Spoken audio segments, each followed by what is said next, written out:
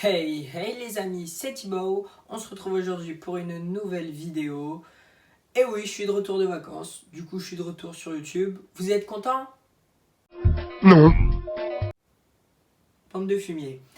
Bon, euh, on se retrouve aujourd'hui pour une nouvelle vidéo. Donc, on est le 2 septembre et ça fait 2 jours que le mercato est terminé. Donc, aujourd'hui, je vous propose de faire un petit point mercato, notamment un focus sur Lille. Hmm, bah, quoi? Parce que je supporte Lille, moi? Du coup, j'ai choisi ce club? C'est pas vrai. C'est même pas vrai, d'abord. Hein? Voilà, bon, ça, ce sera coupé au montage. Euh, donc, du coup, petit focus sur le mercato de Lille. Donc, on va commencer sans plus attendre. On fera un petit point vite fait aussi sur le mercato international, entre guillemets. Vous savez déjà de qui on va parler de toute façon. Donc, pour commencer, on va prendre par ordre chronologique. Ouais, j'ai là parce que vas-y, il y a des départs des gens, je savais même pas qui jouait à Lille. Donc, j'ai pris un petit truc. Donc, le 27 mai, on a le départ de Mike Maignan à l'AC Milan pour 15 millions. Bon, avec toutes les saisons de Mike Maignan à Lille, où il a été, comment on dit déjà, incroyable. Ouais, il a été incroyable. Si on est champion, on lui doit quand même beaucoup. Hein. C'est quand même grâce à lui, fortement. Sur une échelle de pourcentage, je sais même pas si ça se dit, mais on va dire que ça se dit. Ouah, je dirais 95%, mais après, tranquille, tranquille. Donc voilà, on a le départ de Mike Maignan, donc on savait qu'il allait partir. C'était sûr, quoi. Enfin, si c'était pas au Milan AC, c'était. J'ai pas d'idée de club, mais c'était sûr qu'il allait partir. Après le 2 juillet, on a aussi le départ de Boubacar Soumaré, Soumaré à Leicester. Donc pour 23 millions, bah, le Boug il voulait pas prolonger. Même si moi je l'aimais bien, c'était un jeune joueur talentueux et tout. Il voulait pas prolonger, donc c'est tout. Au moins il nous a ramené 23 millions à la maison. Le même jour, on a aussi le départ d'Adama Soumaoro à Bologne.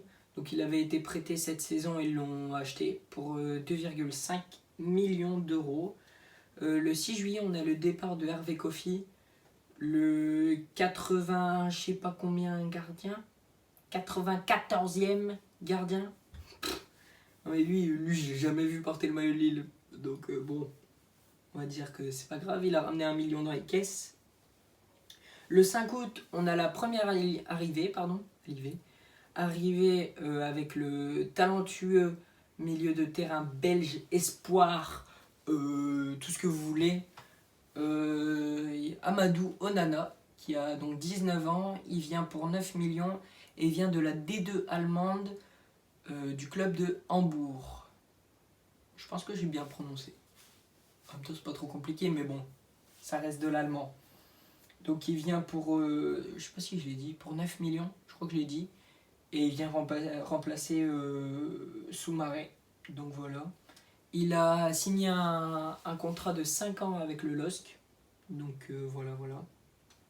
Le 6 août, on a le départ de Luis Araujo. Alors moi, je voulais pas spécialement qu'il parte. Mais Lille a décidé de le faire partir pour 10,0.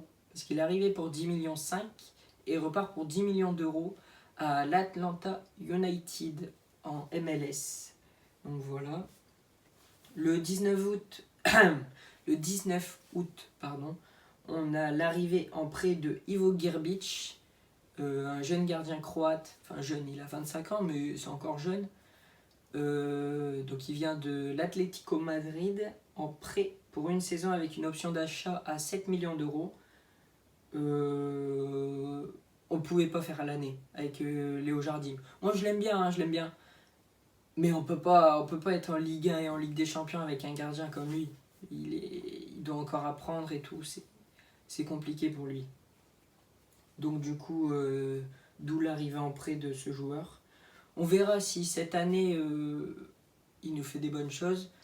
Et en fonction de ce qu'il fait, il faudra que Lille lève ou non l'option d'achat fixée par l'Atlético Madrid.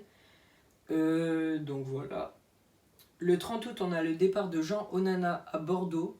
Alors lui, je savais qu'il était à Lille, mais est-ce qu'il a déjà porté le maillot de Lille, à part pour faire un shooting photo?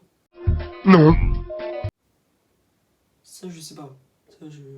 Déjà, il part pour 2 millions d'euros. Donc, merci, FU. Et donc, le dernier jour du mercato, le 31 août, on a l'arrivée j'allais dire en prêt, mais pas du tout.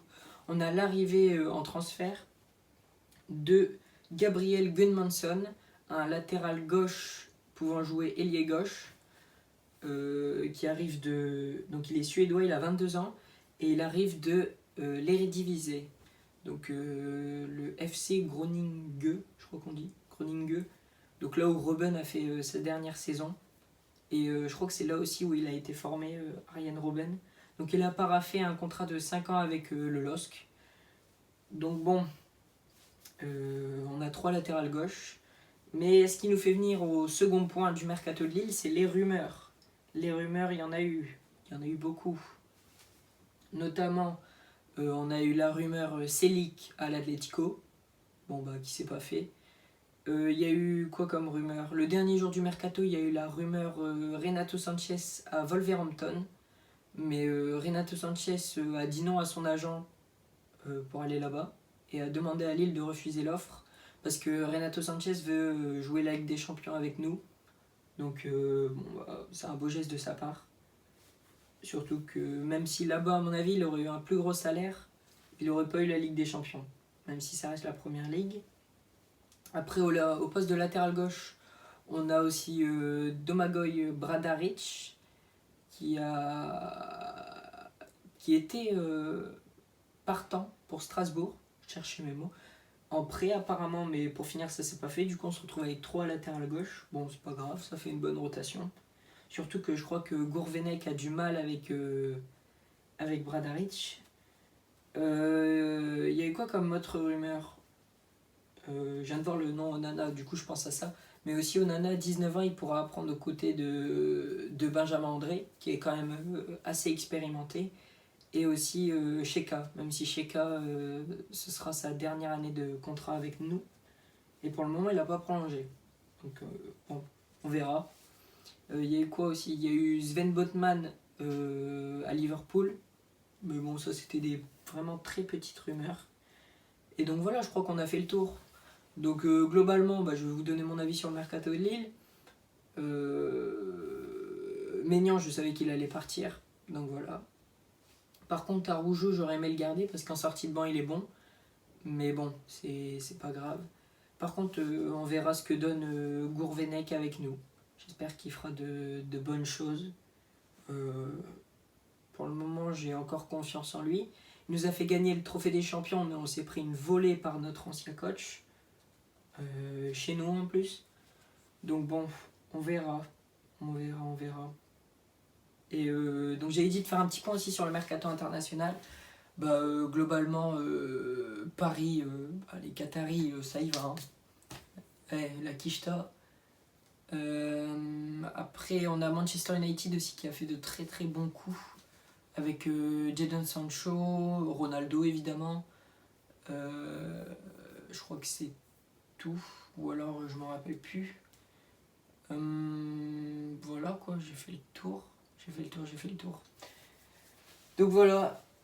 Je pense qu'on va s'arrêter là-dessus.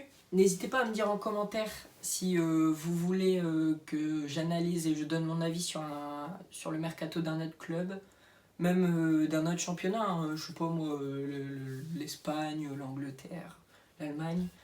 Donc voilà. J'espère que cette vidéo vous aura plu. Si c'est le cas, n'oubliez pas de liker, vous abonner, activer la petite cloche, ça fait toujours plaisir. Et moi je vous dis à bientôt pour de nouvelles vidéos et ciao!